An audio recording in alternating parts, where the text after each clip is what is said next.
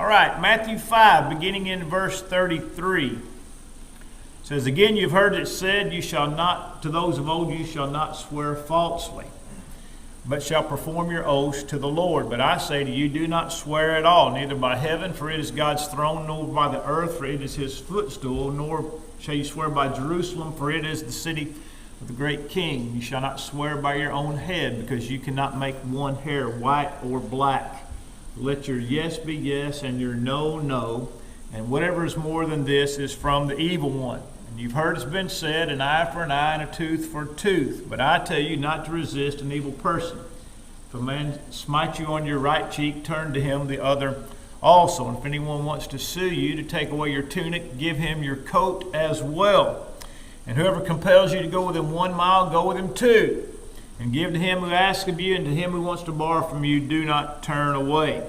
And you've heard this been said, you shall love your neighbor and hate your enemies. But I say to you, love your enemies. Bless those who curse you. Do good to those who hate you, and pray for those who spitefully use and persecute you, that you may be the sons of your Father in heaven. For he makes his sun to rise on the evil and on the good, and sends rain on the just and the unjust. For if you love those who love you, what reward do you have? Do not even the tax collectors do the same?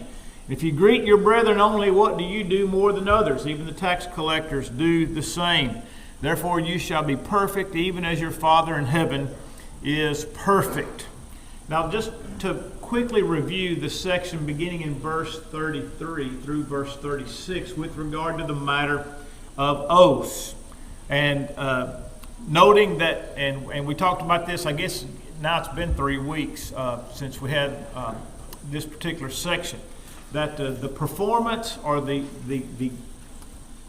taking of an oath is not in and of itself inherently wrong. Jesus is dealing. Note the introductory statement. You have heard that it's been said to those of old. Now, he's talking to Jews, therefore he's talking to Jews about Jews. In other words, those of old are the Jewish ancestors. In other words, they're people going all the way back to the time of the giving of the law. And so again, we want to understand this statement in its context, and we also have to understand it at that time in its present context. In other words, what was going on? What was going on? And we know, first of all, that even in the Old Testament, that oaths were not forbidden.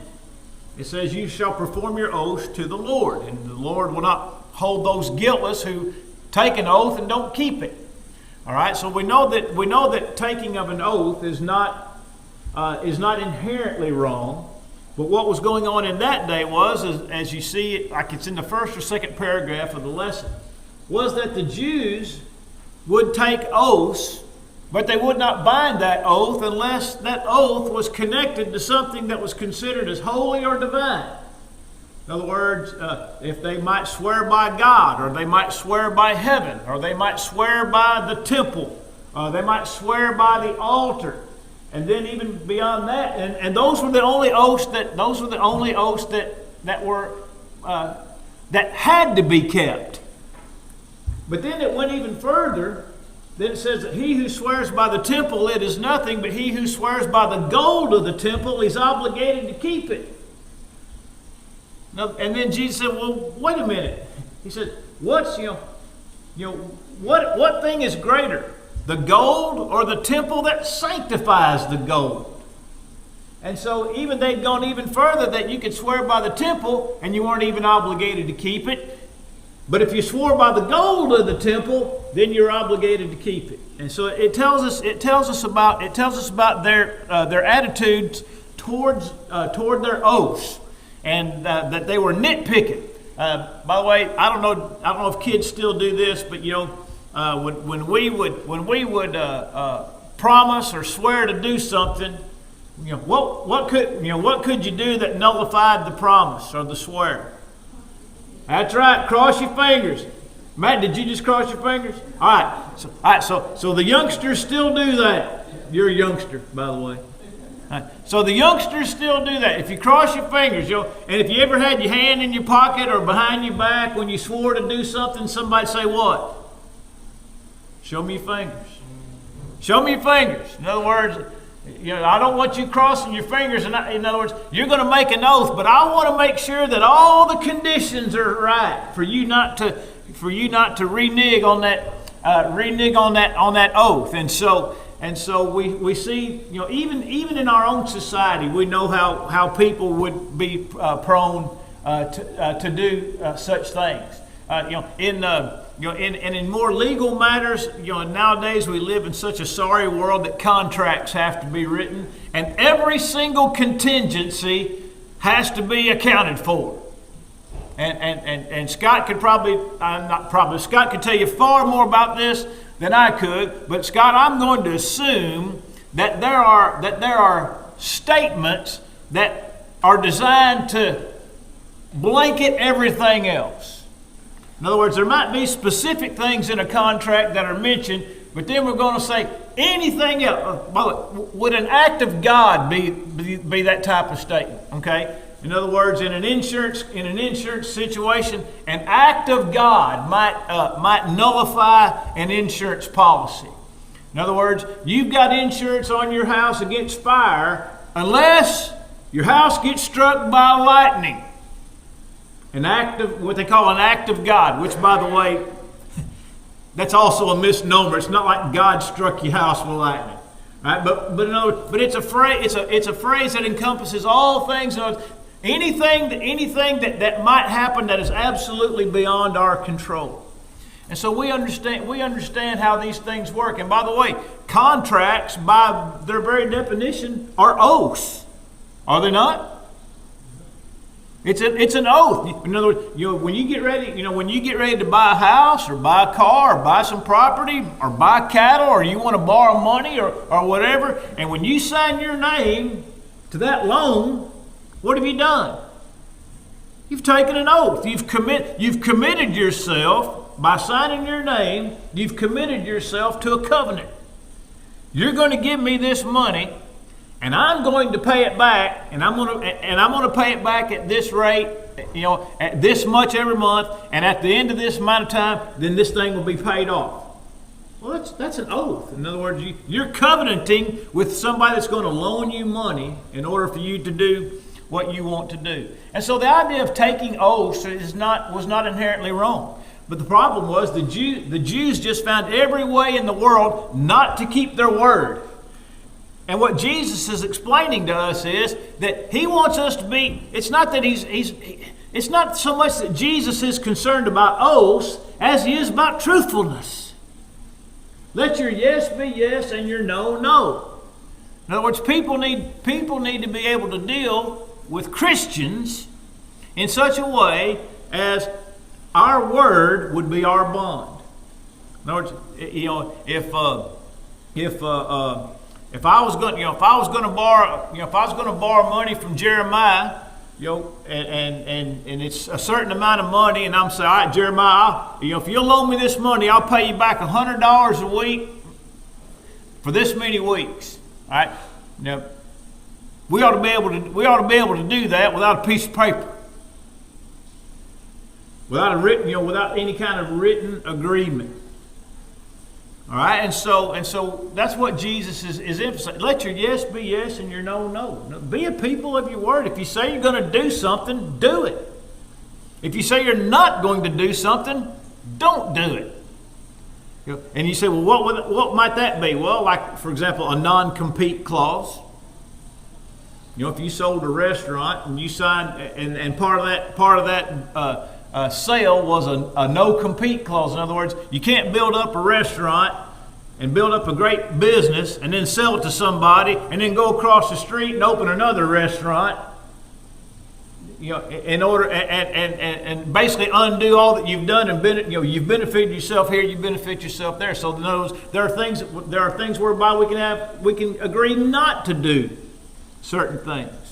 And we don't. And by the way, we don't want to be a people that are always like the Jews, looking for a loophole. In other words, when we make an agreement, I think pretty much, if Mason and I are talking about a thing and we come to an agreement, we pretty well having the same thing in mind. Whatever it is we've talked about, we've had the same thing in mind. And he's trusting on me that I'm not looking for a loophole to get out of it.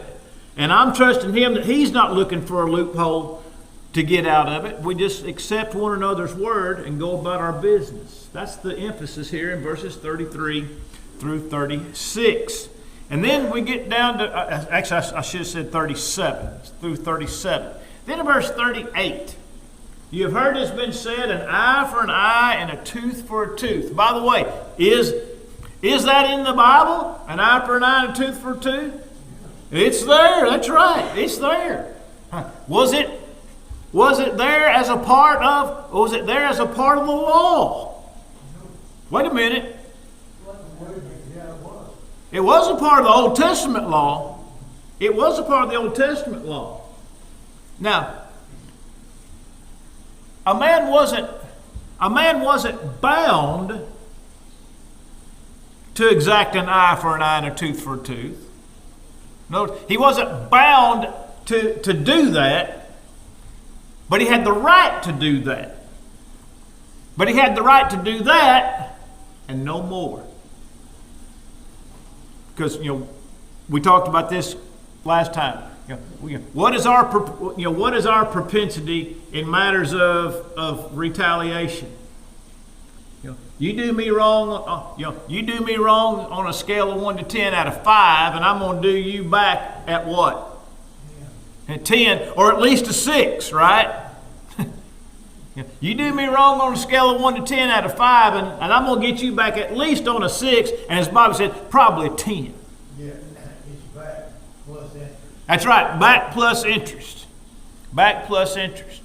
And by the way, we are and we'll talk about this, Lord willing, tonight. We're looking at a situation right now in the Middle East where that peaceful nation, those peaceful Islamists, fired 3,500 missiles into Israeli neighborhoods and killed 600 people, wounded 2,000 more, and they kidnapped a bunch of people. Now, one thing that Israel learned a long time ago that we would do well to learn as a nation is eye for an eye and tooth for a tooth doesn't apply in dealing with evildoers among nations. It deals with Christians dealing with other people. I'll just tell you my feelings on the matter. I hope they make a parking lot out of that West Bank. Because that's the only way you deter evil people. Is the only thing they understand is force. That's the only thing they understand. And if they don't do them, but look, I know the Israelis pretty well, just from history. It's fixed to get bad over there for some people, and rightfully so. Because if you want to support terrorists, then you need to suffer the consequences of such. That's the only thing those folks understand. You can't let them do you that way and then sign a peacefire agreement while the fires are still burning. Right? Now that's between nations. But we have to make sure that what God permits among governments is not what we practice as individual people. And let me just give you another example closer to home than that. Romans 13 permits the government to practice capital punishment. If you do evil, be afraid, for he does not bear the sword in vain. That's capital punishment. In other words, Paul condoned the government practicing capital punishment. Now, in many cases, especially in the Old Testament, capital punishment was far worse than the crime that was committed. Right? If a person committed kidnapping, he could be put to death.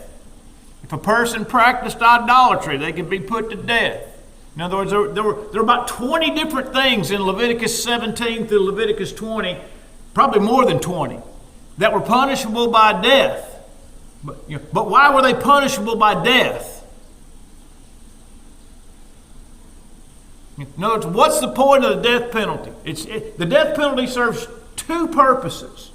Number one, that guy will never do it. That's right. First of all, it punishes the evildoer, and he'll never ever do that again. All right? But then, secondly, what's the? It's an example to somebody. That's exactly right. An example to somebody else. You know, it's just like when I got boarded in school. Y'all know what that means, right? They don't use the board. They used it a whole lot more when I was in school than they use it now. I'll guarantee you that. But when I got boarded in school, it wasn't because I boarded somebody else. It wasn't because I physically harmed somebody else. But what was the purpose?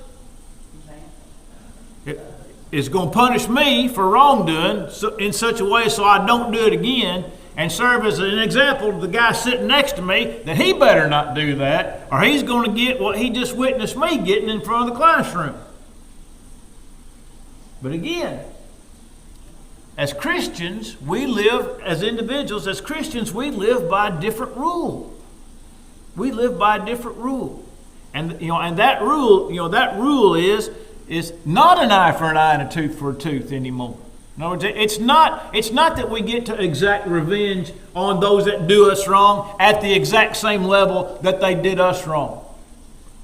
Our standard has changed. The idea, if a man smite you on your right cheek, turn to him the other also. We talked about this. What type of action is that?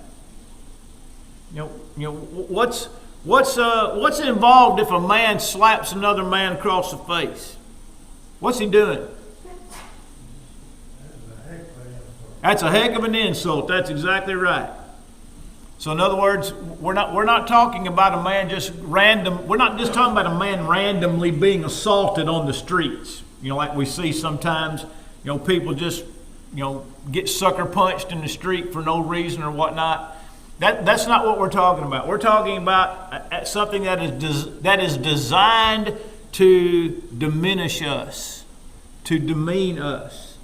Now, we also need to understand this. When Jesus says, if a man slaps you on your right cheek, turn to him give him the left or the other also, you have to remember a thing.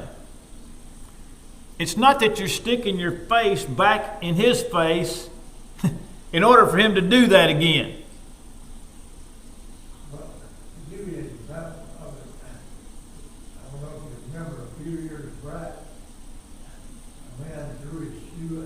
Oh yeah, threw his shoe at George Bush. I remember that. Now that's a tremendous insult. You do not show the bottom of your feet to an Arab. Right. I mean, there are things that, and we have to be careful about those things when we travel at other places. Kind of like if you go to Ghana, you use your right hand to do everything. You don't use your left hand to do anything. You take the Lord's Supper, you take it with your right hand. You wave at somebody, you wave with your right hand. Because the culture says the left hand is a bad hand. You'd be bad to be left-handed in Ghana, I'll tell you that right now. But I made the mistake of taking the Lord's Supper one time with my left hand. We were at Kwekuma. I hadn't been. I guess probably the second year I might have been there. And I'm sitting there next to Edward, my local guy, and Edward Aqua, and the elements come around, and I just reached up with my left hand and grabbed the bread out of the plate and took it. And Edward leans over and he goes, "Don't take the Lord's Supper with your left hand." And so, you know what? I didn't ask him why. If it was important enough for him to whisper in my ear not to take Lord's Supper with my left hand, you know what? When they brought the tray of juice by, you know what I did? Took it with my right hand. Then you find out why afterward. Okay? In other words, you find out. I'll give you another one. For example, it would be an insult if you walked in. And I think this is right. If you're meeting with a group of men, you have to greet them I think from the right all the way around to the left. You don't start with the left and work your way right. Because I think the most important man in the group sits here to your left. And so you shake hands with all the men in a certain direction until you get to the most important man. He's the last one. It's something like that. We had to learn that. Is that why you pass food to the right? Ma'am? That you pass the correct way to pass the food is to the right. Yeah, that may just be to avoid traffic jams at the table. Well, I know. I don't know, but the point is that we as Christians we do things differently. We do things differently. I could have been a jerk and say, I'll take the Lord's Supper whatever hand I want to. I mean, the Bible doesn't bind me specifically to take the Lord's Supper with my right hand. But you know what? The Bible does bind me when I learn that it's an insult to somebody else. And so we want to learn to treat people according to the standard that the Scriptures set forth for us. Now, that's all review. Now to verse 43. You've heard it has been said, you shall love your neighbor and hate your enemy. But I say to you, love your enemies. Bless those who curse you. Do good to those who hate you, and pray for those who spitefully use and persecute you. I noticed this a long time ago, and it struck me that I hadn't seen it before. Have you noticed the difficulty in verse number 44? No, the increased difficulty. Love your enemies. What? First of all, what? Bless those who curse you.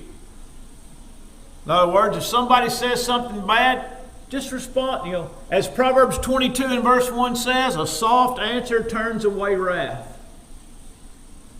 When people want to lash out at us verbally, our response should be, whatever they give us in stones, we return in cotton.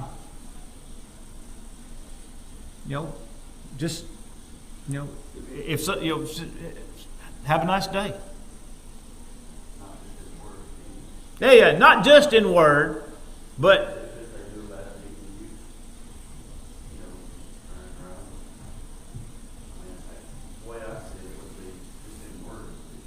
yeah, that's right, Sean. It's not just in word, but it's easy, and that's a great point, because it's easy for us to respond in word in a way that doesn't truly reflect our heart, right?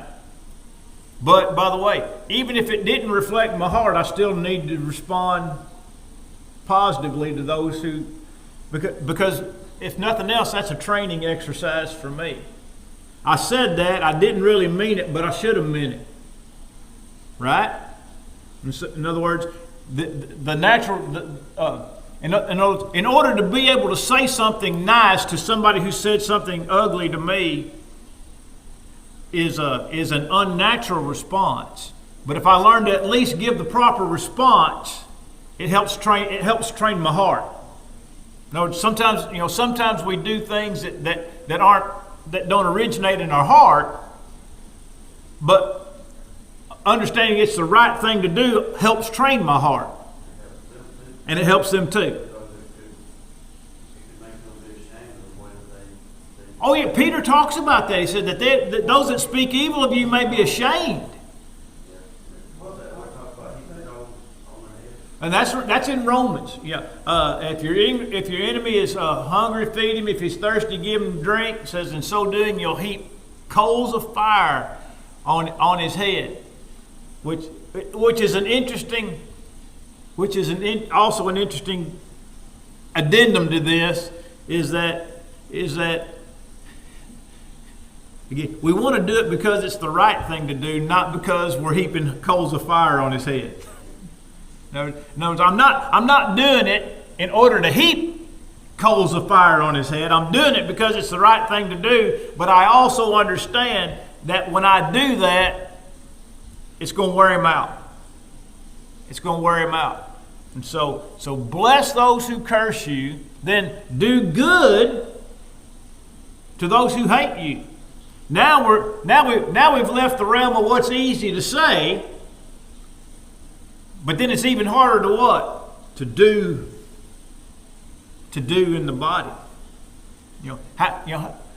For example, how might this play out? And I only thought about this because as a general rule, I try to stop for just about everybody I can. If I see somebody on the side of the road between here and Hamilton, the flashers are on or whatever, I'm going to pull over, or if it's safe, I'm going to stop and I'm going to roll my window down. I'm going to check on them. All right? And I'm going to do my best to help them if they need help. But what if it's somebody I know? What if I see a vehicle on the side of the road? Maybe there's a flat tire, or the flashers are on, or something's going on, and I pull off the side of the road, and I know it's somebody that hates my guts, and they got a flat tire. What am I going to do? That's right. Still going to help them. Still going to help them. See, in other words, there's the idea that you can do good to those who hate you. First of all, you might do it in an unintended way. In other words, by the way, what would it say if I pulled off the side of the road and somebody needed help and they hated my guts and I just left them? They'd hate me even worse, right? You reckon they'd tell anybody I didn't help them? Yeah, you reckon they tell everybody I didn't help them? All right, so there's one way, but there are other. But if you have to, it's going to make him feel bad. That's exactly right. That's heaping coals of fire on his head. It's going to heap coals of fire on him. But it might be the case. And besides that, you might gain a friend. Oh yeah, I mean that's ultimately the purpose. But there might be a case where you hear of someone hear of somebody that's in a bind, and you go out of your way to help them. In a little old town like this, bad things happen to people. And again, I'm just pulling one out of thin air. All right. Let's say there's somebody that really doesn't like us. All right. But we find out maybe they've got a parent that's sick, or a spouse that's sick, or maybe they get sick. What might I do? I might show them some kindness. I might carry them a plate of food. I might carry them, or I might get Miss Bueller to make a chocolate pie, and I'll take it, and I'll take credit for making it. But it'd be too good; they'd know I didn't make it. But you see what I'm saying? I might go out of my way. I might be able to go out of my way to show kindness to somebody, who's done me wrong. Sometimes I might do it inadvertently, or get in that situation inadvertently and follow through. But it might be the case that I find somebody that I know, and then what I do them a kindness. And then the last one is like the hardest one, if you think about it, to pray for our enemies. We bless those that curse us, but we can say good even if it's truly not in our heart, but we're training our heart. Then we can do good to people that we know that don't like us, our enemies. But how hard is it to pray for that person?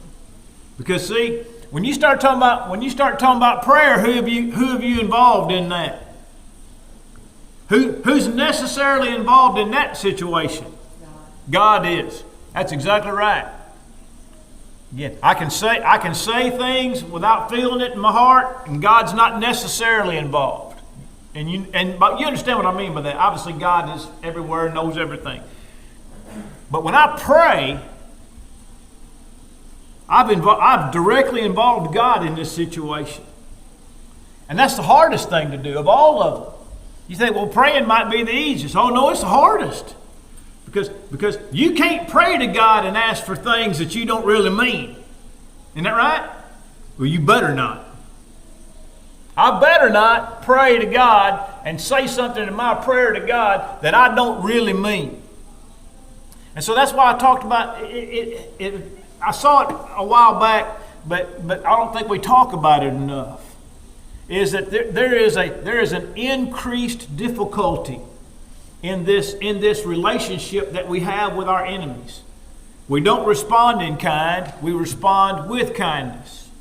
We do good for our enemies as we have opportunity, and then we pray for our enemies. We pray for their soul. We pray for their conversion.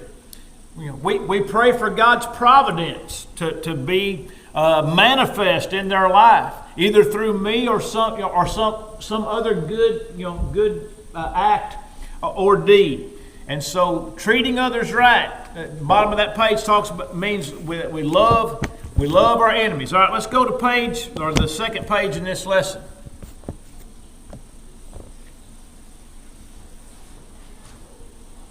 Oh, top line. To be a disciple of Christ is to be different. Is to be different. We are not tax collectors. We are not like the Gentiles. We are children of God. And then, of course, it says the words may be the hardest in all of the Sermon on the Mount. I'd say that's probably an accurate statement. It doesn't say they are, it says probably. But the more we look at this particular text, just speaking for me personally, it's the hardest part. It's the hardest part. Then the third paragraph before the list here says, let us think about what he has said to this point after he told us that our righteousness is to exceed that of the scribes and Pharisees. That's back in verse 20. In other words, here's a summary statement of what Jesus has said and by the way, I think this is somewhat a descriptive statement of how our righteousness is to exceed the righteousness of the scribes and Pharisees. So starting in verse 21, controlling our anger. Controlling our anger. Whoever is angry with his brother without a cause is in danger. Is in danger of the judgment. If we do wrong, make it right. No, if you bring your gift to the altar and there remember your brother has something against you, leave your gift at the altar, go your way. Be reconciled to your brother, then come back and offer your gift. In other words, if he has something against you, that means that whatever it is he has against you is valid. It's valid. Be reconciled. Be reconciled. In other words, there's a separation. Reconciliation means to take two parties and bring them back together. So when I've done wrong to my brother, when it comes to my attention, my number one priority is to be reconciled to my brother. Because if I'm not reconciled to my brother, I can't worship God acceptably. I can't worship God at all. He won't accept my worship. That's what Matthew 5:21 and following tells us. Number 2, control our desires to the point of figuratively cutting off our hand or plucking out our eye if it causes us to sin. Notice I said figuratively. In other words, take extreme measures to avoid sin. Take extreme measures to avoid sin. Again, and this is not necessarily an extreme measure, but let's just say that a person had a drinking problem, and there was a place that they liked to stop on their way home from work every day. It was right on the way home from work, and they just stopped. All right, if you got to drive 10 miles out of the way to avoid driving by that place, you need to drive 10 miles out of the way to avoid driving by that place. In other words, whatever it takes to help us avoid sin is what we have to do. By the way, it also means cutting people out of our lives. People have to be cut out of our lives to avoid sin. I can't keep people in my life that encourage me to sin or cause or are not helping me go to heaven, so to speak.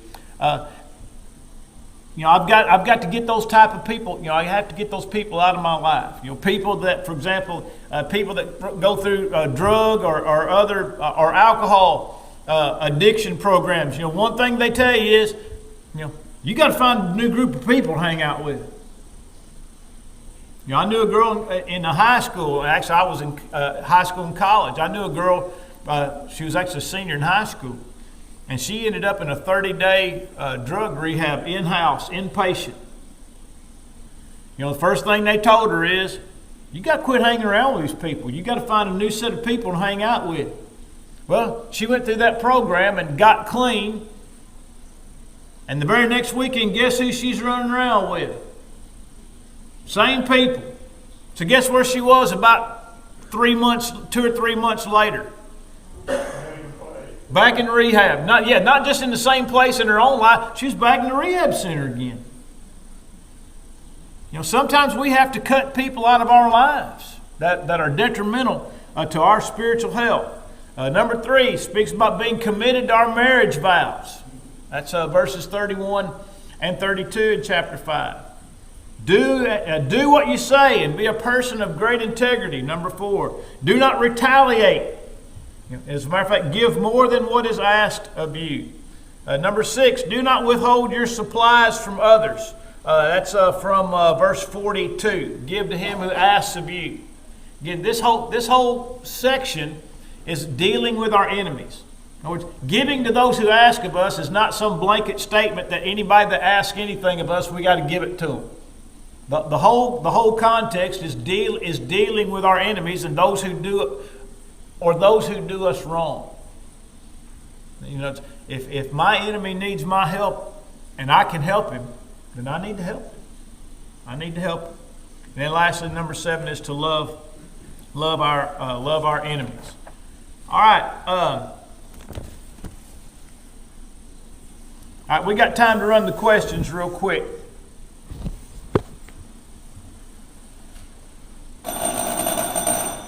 How did the Jewish teachers summarize the passages concerning oaths? For example, in Leviticus 19, Numbers 30, and Deuteronomy 23. They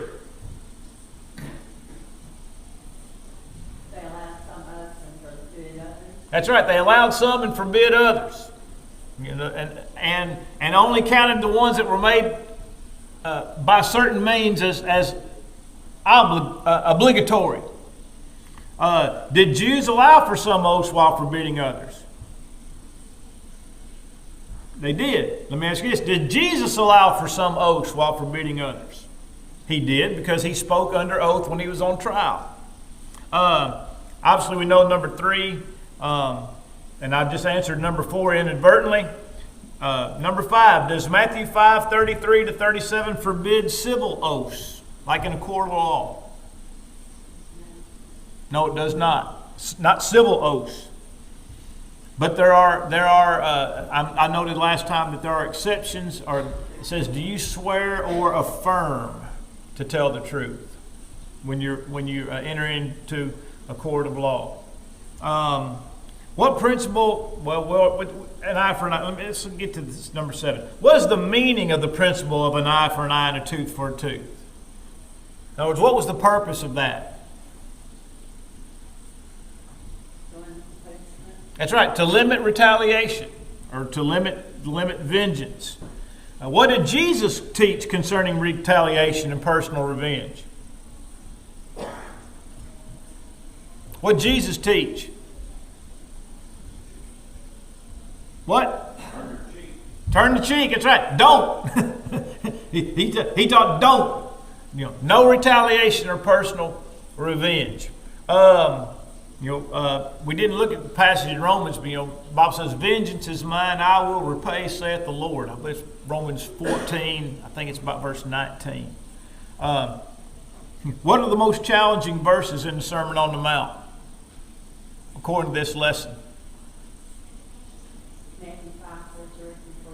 Matthew 5:43 and following. Love your enemies. Love your enemies. Now I just answered number 10. And we didn't talk about Matthew 5:48. Be perfect even as your Father in heaven is perfect. What does that mean, to be perfect as your Father in heaven is perfect? What's the word perfect mean? As it's used in the Bible, not as used in the English language. Yeah, without blemish. Fully grown and mature is the specific. That's right. The word there is teleos, means to be complete or whole. like a circle, or maybe some type of. I always think about some type of not a globe, but like a ball or something. It's complete. It's the same all the way. It's the same all the way around. It's whole. All right. Next week, lesson 27.